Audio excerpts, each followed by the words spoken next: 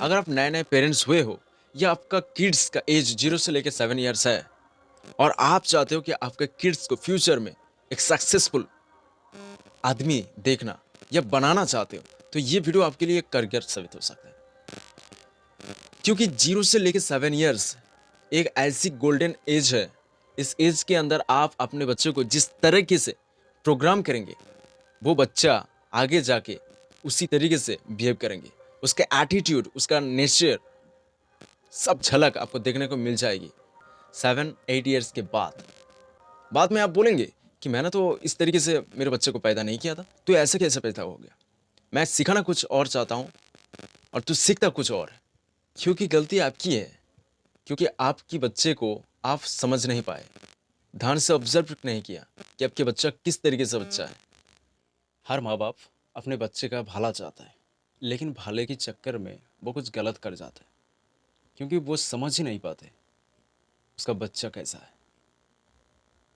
प्यार करो, डांटो, लेकिन आपको सबसे पहले समझना पड़ेगा कि कब क्या बात करनी है और क्यों आपको वो चीज़ करनी है। वरना आप अपने बच्चे के लिए एक बुरा माँ बाप बन सकते हैं और अच्छा माँ बाप भी बन सकते हैं। वो चीज़ आपको बाद में पता चलेगी, लेकिन आज मैं जो सिखाने जा रहा हूँ वो चीज़ समझने की कोशिश करो। वीडियो थोड़ा लंबी हो सकती है, लेकिन ध्यान से वीडियो देखो और समझो। वो इमोशनली वीक है या स्ट्रांग है, उसका आईक्यू लेवल क्या है, आपका बच्चा किस तरीके से बच्चा है। अब ये चीज़ उतनी ज़्यादा ध्यान ही नहीं दिया। माँ की गर्भ में भ्रूण की 6 महीने के बाद बच्चा सब कुछ समझ आता है। आप बाहर से क्या बोलते हो उसको समझ आता है। एज ए मदर आप जो फील करते हो, जैसे सोचते हो, वो सब कुछ उसको समझ आता है। और पैदा होने के बाद आपका बच्चा वैसे ही होता है। मेरी माता जिस फैमिली में शादी हुई, उस फैमिली जॉइंट फैमिली थी। मेरी फादर्स के 5 भाई थे और वो बहुत ज़्यादा क्रूर थे और मेरे फादर की माँ-बाप भी वो क्रूर बिहेव करते थे और मेरी माँ के ऊपर बहुत ज़्यादा वो बुरी बर्ताव किया। मैं जब उनकी गर्भ में था, तब वो बहुत ज़्यादा पेनफुल सहा है। बहुत ज़्यादा इमोशन उनको फ़ील हुई है। जिसके चलते जब मैंने पैदा हुआ, मैं इमोशनली वीक पैदा हुआ। लेकिन मेरी फादर्स, मेरी मदर्स वो चीज़ नहीं समझे। वो उनकी हिसाब से मुझे करवाना चाहा, लेकिन मैं नहीं करा और उन्होंने बहुत ज़्यादा मुझे मारा-पीटा। और वो जो फ़ियर, डाउट मेरे अंदर आया है, मैं अभी भी उसको निकल नहीं पा रहा हूँ। मेरी माइंड को स्ट्रॉन्ग करने के लिए मैंने बहुत सारी चीज़ें कर रहा हूँ। Positive affirmation, gratitude, prayers, almost everything, लेकिन फिर भी मैं स्ट्रॉन्ग नहीं बन पा रहा हूँ। अब सोचिए ये कितनी ज़्यादा खतरनाक है। महाभारत काल में अभिमन्यु जब अपनी माँ के गर्भ में था, वो चक्रव्यूह के बारे में जान रहा था। लेकिन चक्रव्यूह से कहाँ कैसे बाहर निकले, वो जानने से पहले उसका माँ सो गए थे। जिसके चलते अभिमन्यु को कौरव ने मिल के मार दिया। आप सोचिए इस चीज़ को, आपकी गाँव में, आपके शहरों में, आपके मोहल्लों में अगर आप देखेंगे तो 10 में से सिर्फ 1 बच्चे को इमोशनली वीक आप देखने को मिलेगा। क्योंकि उसका मदर हो सकता है प्रेग्नेंट काल में या उसके बचपन से वो इमोशनली वीक है, जिसके चलते वो बच्चा वीक होता है। ज़्यादातर केस में। मैं आपको ये चीज़ क्यों समझा रहा हूँ? क्योंकि मेरे गाँव में ऐसे बहुत सारे बच्चे हैं, मैं हमेशा इसलिए ऑब्ज़र्व करता हूँ। मैं देखता हूँ कि वो बच्चा किस तरह की बच्चा है। उसका आईक्यू कैसे है? ईक्यू कैसा है? अगर आपको सबसे पहले देखना है कि आपका बच्चा जीक्यू कैसा है, तो आपको सबसे पहले ये देखो कि वो बच्चा कितनी ज़्यादा बात करता है। जो बच्चा ज़्यादा बात करता है, वो बच्चा इमोशनली भी स्ट्रॉन्ग होता है और हम उसको बोलते हैं, ये तो आजकल की डेट में बच्चा सब कंप्यूटर बच्चा पैदा हो गया। इनमें से सिर्फ 1% बच्चा वो इमोशनली वीक होता है।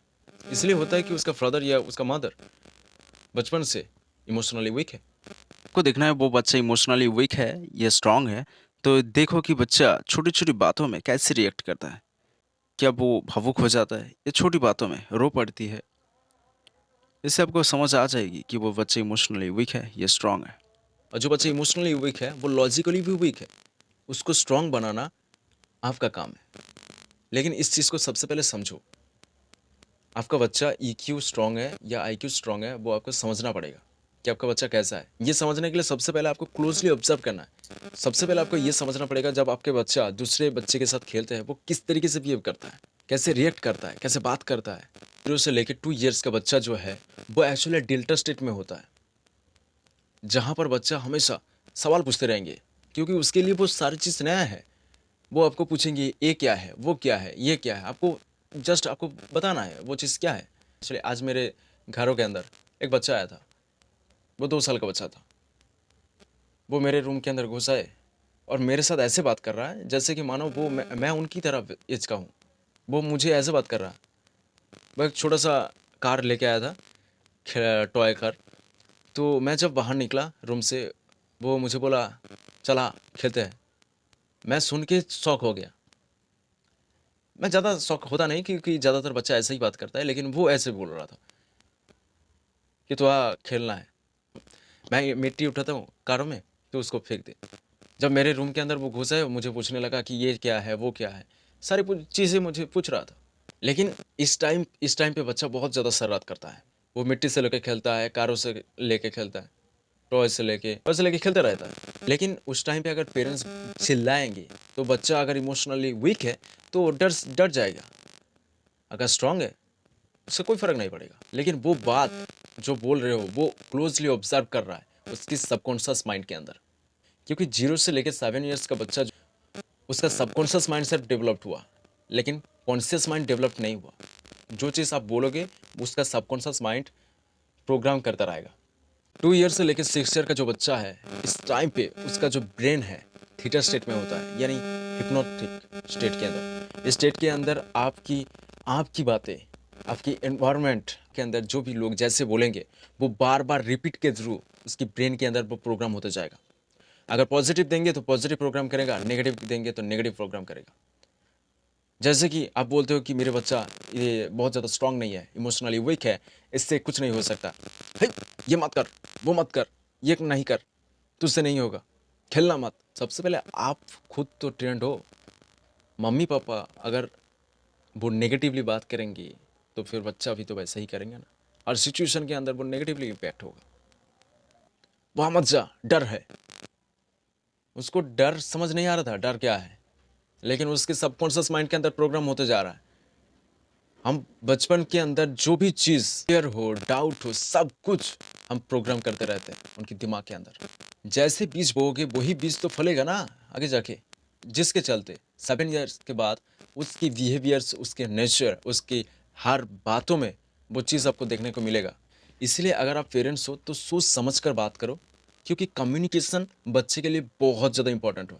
क्योंकि आपने वो चीज़ देखी है, आपने वो चीज़ एक्सपीरियंस की है, लेकिन आप कम्युनिकेशन के थ्रू उसको समझा नहीं पाए, तो फिर तो गलत हो गए ना।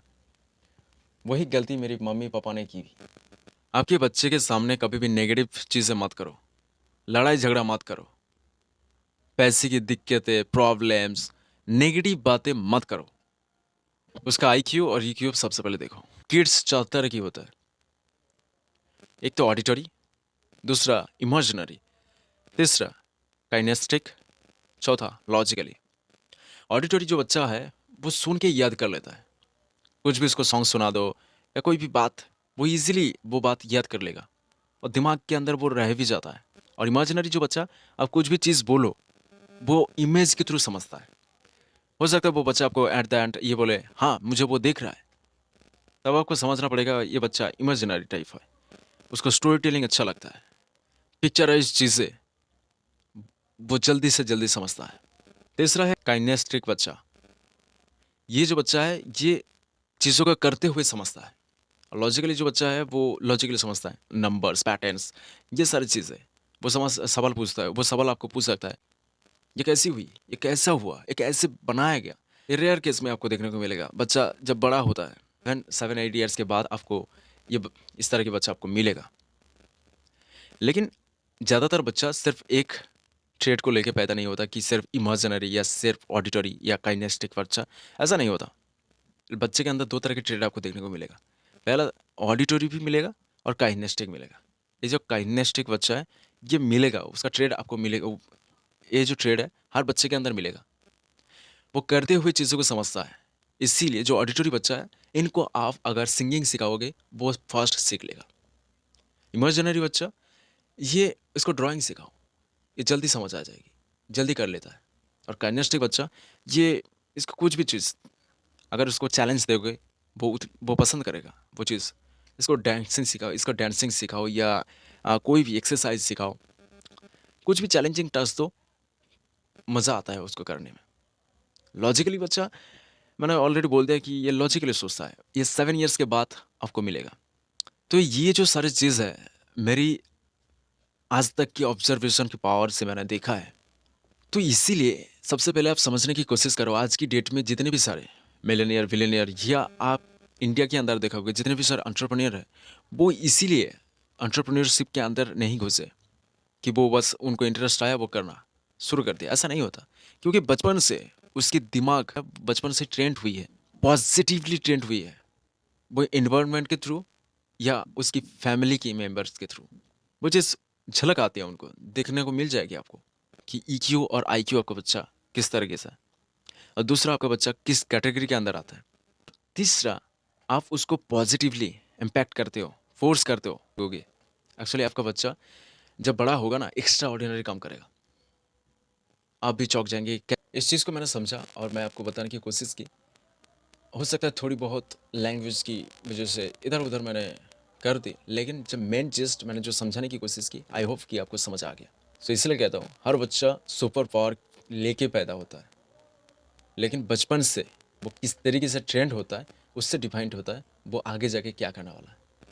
सो अगर आप सक्सेसफुल देखना चाहते हो आपका बच्चा, तो ट्रेंड वैसा करो, उसको रिस्पॉन्सिबिलिटी लेना सिखाओ, ग्रैटिट्यूड करवाना सिखाओ, बच्चे को चैलेंज देना सिखाओ।